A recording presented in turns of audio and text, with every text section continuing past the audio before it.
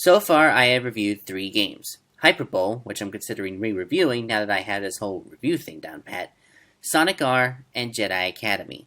When looking back on these games, especially Jedi Academy, which was a more serious game, I considered what the best possible route would be to take after it. And I did the complete opposite.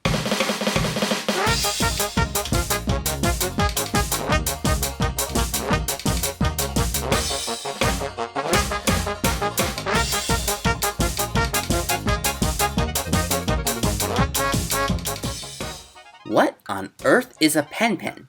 Apparently, they're native inhabitants of this planet, literally called the Iced Planet. Yeah, that's its name, Iced Planet. How unique. There are many different species that are each merged with a penguin, such as pen sharks, being a mix of penguin and shark, pen walrus being a mix of penguin and walrus, pen octopus being a... you get the point. So, what is a pen? It's basically a straight-up penguin that fits the naming convention. If you mean the game, though, Pen Triicelon was a launch title for the Sega Dreamcast in 1998 for Japan and 1999 everywhere else. It's a kids racing game featuring cute, extremely Japanese characters in a triathlon-style tournament. Because they're penguin-like creatures on an ice planet, the 3 events of this triathlon, dubbed the Triicelon, hence the title, are belly sliding, ice walking, and swimming. This Triicelon was started up by visitors to the planet that noticed that the Pens loved to play and had an abundance of energy, so the competition is a means for them to use all that energy and basically play a big game.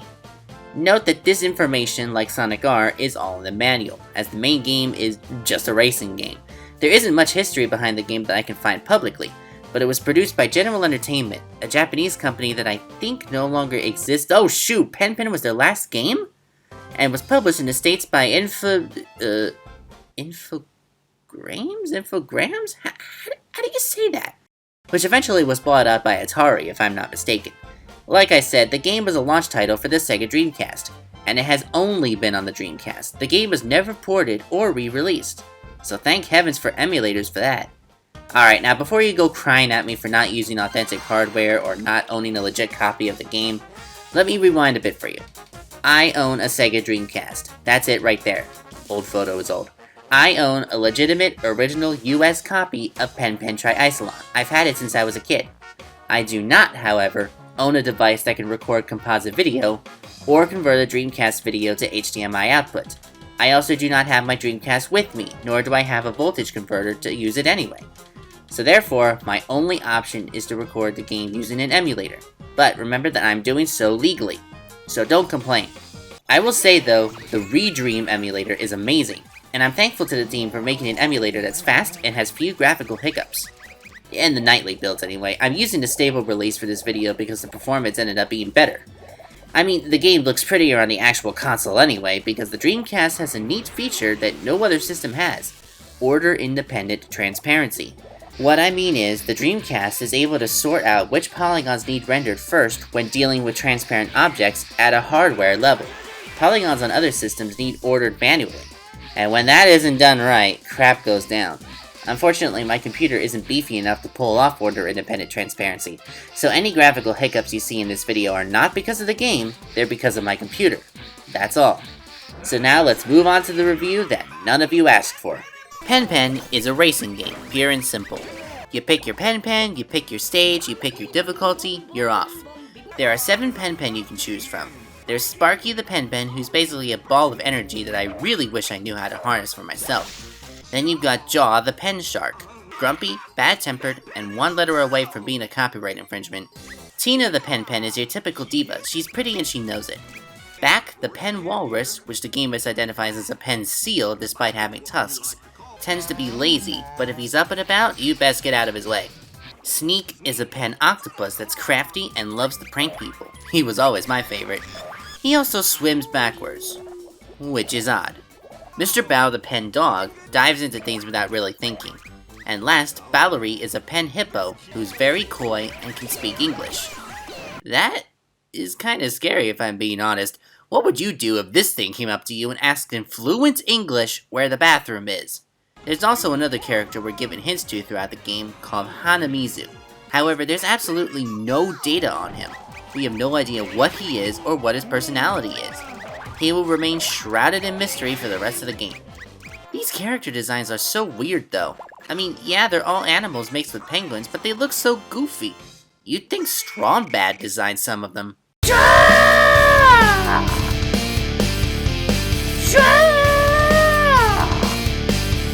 Jaw was a man! I mean, he was a shark man! Or maybe he was just a penguin shark. But he was still Jaw!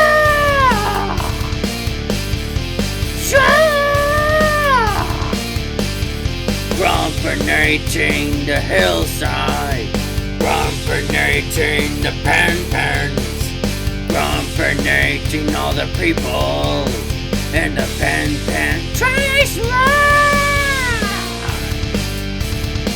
Pen-pen, try slide!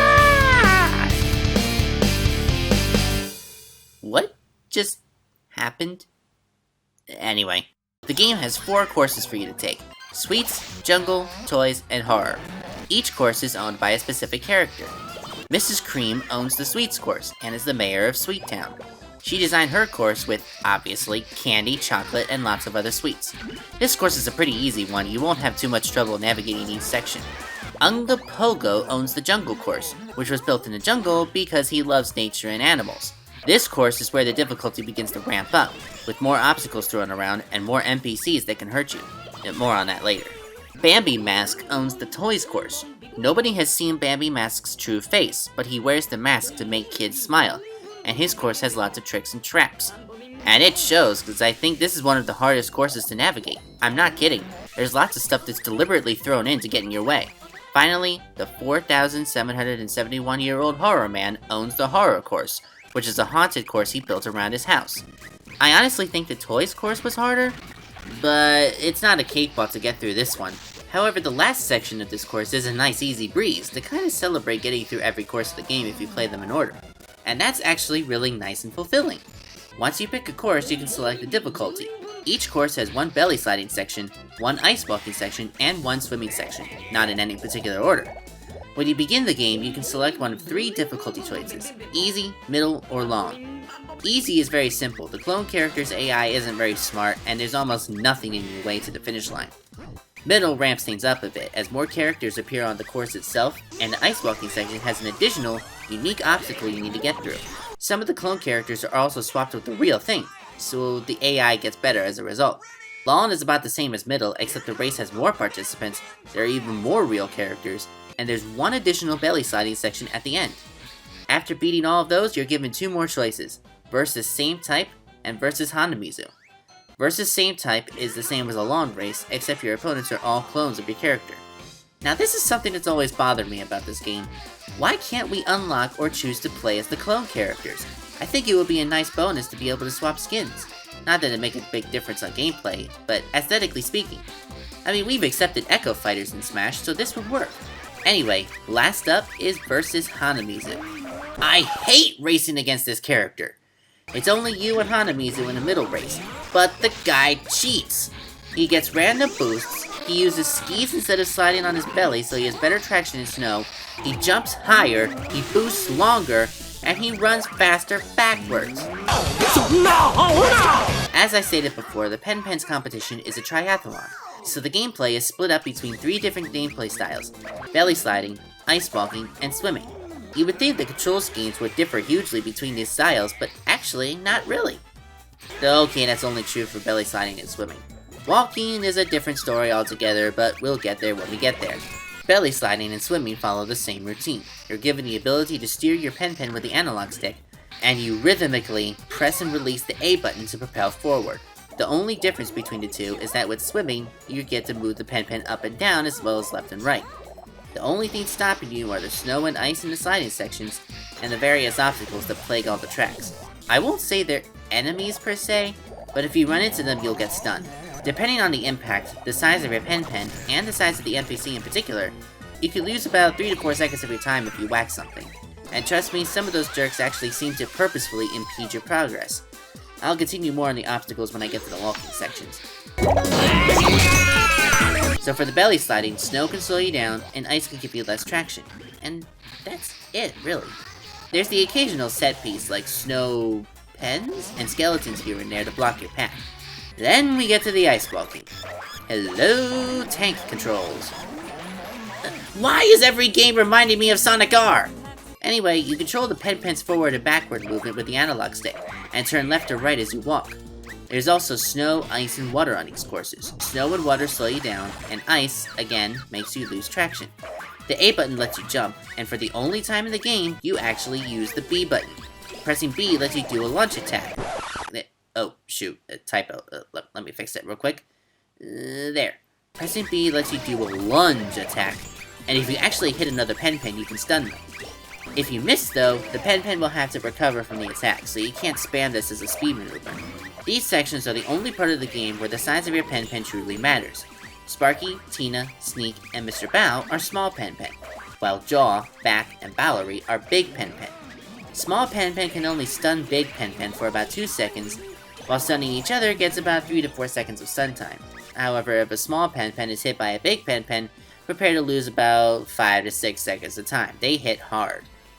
Jeez, I can't believe I said Pen-Pen that many times. The only time you're ever going to see a big Pen-Pen this stunned is during one obstacle. Oh, right, the obstacles. I alluded to those earlier. Starting with the middle race, there's a section near the middle of the ice walking course, where the course changes to add an extra layer of challenge.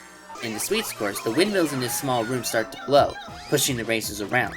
There's one opportunity you occasionally get to break free and get to the next part of the course. But you better do it quick though, because it doesn't last long. In the jungle course, this room has a rotating floor that alternates directions. It spins really fast, so your timing needs to be good to get to the exit. Or pray you're near it when it stops briefly. In the toys course, this open area becomes filled with water and has duck-shaped trampolines. Hey, fun fact, you can actually increase the height of your bounce by holding A as you jump on. Getting the right balance will help you get past this easily. Lastly, the horror section has— Holy mother of pearl, what is that? Yeah, those ghost hands pop out and attack you, and if they hit you, you're getting the full stun treatment, even as a big Pen-Pen. But it doesn't stop there. Once you get out of that room, you run into ghosts. One will start following you, and it will slow you down for a certain period of time. I think it's like 8 to 10 seconds? I'm not sure. In between each section, there's this little break period where the Pen-Pen walks automatically to the next part of the stage. It's a nice moment to take in what's coming next. If you win first in a race, you get to go to a very brief award ceremony where the owner of the course congratulates you. As you win races, you unlock cosmetic clothing for the Pen-Pen, one piece at a time. Some clothes are standalone, while others form a set where you have each piece. But wait a minute. There's like 40-something pieces of clothing in the game, not counting Sparky's helmet and Mr. Bow's hat that you get from the get-go. If there's only 20 races in total, how do you get them all? By racing every course again. Yes, you have to complete every race twice to unlock all the clothing. The second race isn't exactly the same, though. More of the clones are replaced by regular characters. The AI does get slightly trickier, and is that Hanamizu? In a normal race? Crap it, I ain't doing this! After finishing the last race, you get your glorious credits screen. Save your game by going to the good night screen, which is kind of misleading if you ask me, and head back to the character select. Now, since I'm not getting all the clothes, we can just race to our heart's content. Wait, Hanamizu? You can play as him? Yeah, if you finish every race at least once, you unlock Hanamizu, the runny-nosed cheater himself, as a playable character. While you can't, well, cheat, you get all his stats.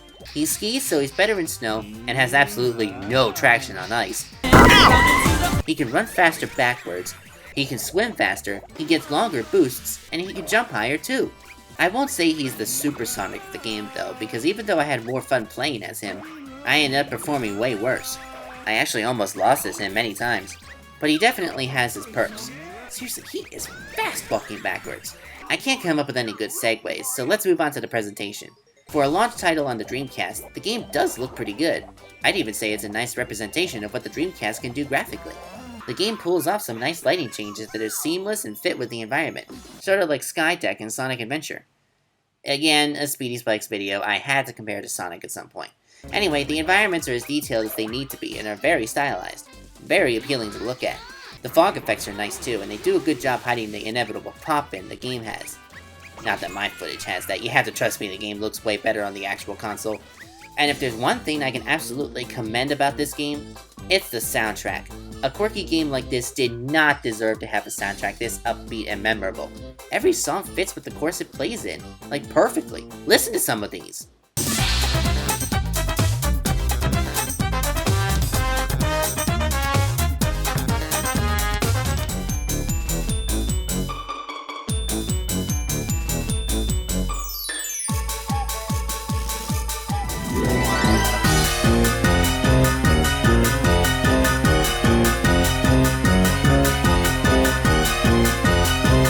Now that's fine and dandy and all, if the characters didn't drown out all the music.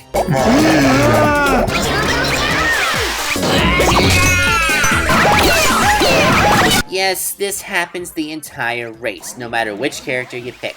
As a kid I didn't mind it, but as an adult, I find this incredibly annoying and wish there was an option to make these darn things shut up.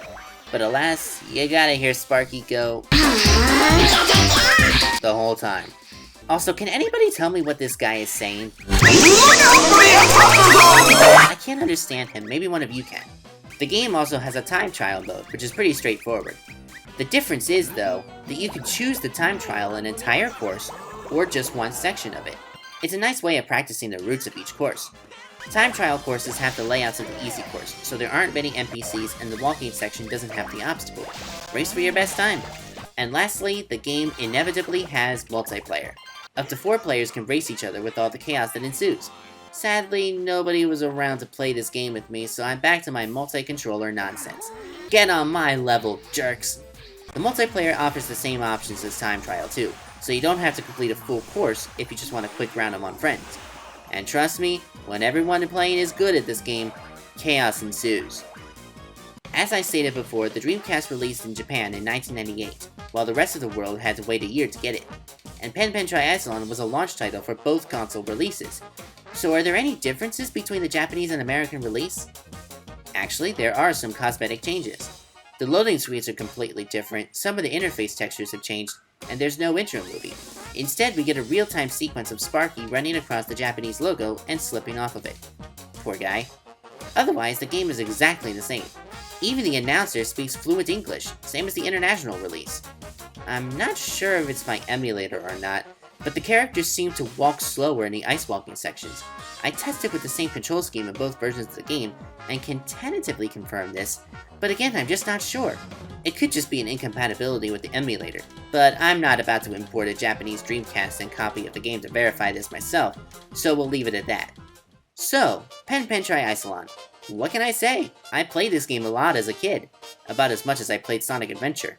It was just so silly and quirky that I loved it, and come to think of it, I think it probably influenced some of my design philosophies down the road as an artist. I played it so much that my parents memorized all of the lines the announcer had too. Now that's endurance for you. Thanks guys! As an adult, I can confidently say that this is a suitable game for any child. The E for Everyone rating isn't generous enough. I'd even say kids of any age can get into it, even below the recommended 6. So if you have a Dreamcast and a kid or two, buy this game. As an adult, I'd probably go for another racing game. The Dreamcast has other quirky racing games that still appeal to me as an adult, like Looney Tunes Space Race. Or if you're more serious, pick up San Francisco Rush 2049. On a modern console, you have more choices. Like CTR Nitro Field just came out last month, so go give that a whirl. Or Team Sonic Racing, whatever floats your boat. For me personally, this game is one of those guilty pleasure games, and that's one of the reasons I chose to review it. For those expecting a more in-depth or serious review, sorry, I don't aim to please everyone, I aim to have fun and make a memorable video. And I hope I've done that. I'll try my hand at a more serious venture for my next review, but considering this video, I can't promise that. See you next time! Oh, and if you want a full version of the Jaws song earlier, let me know in the comments. I'd be happy to produce a full version. Alright, signing off for real now. Bye!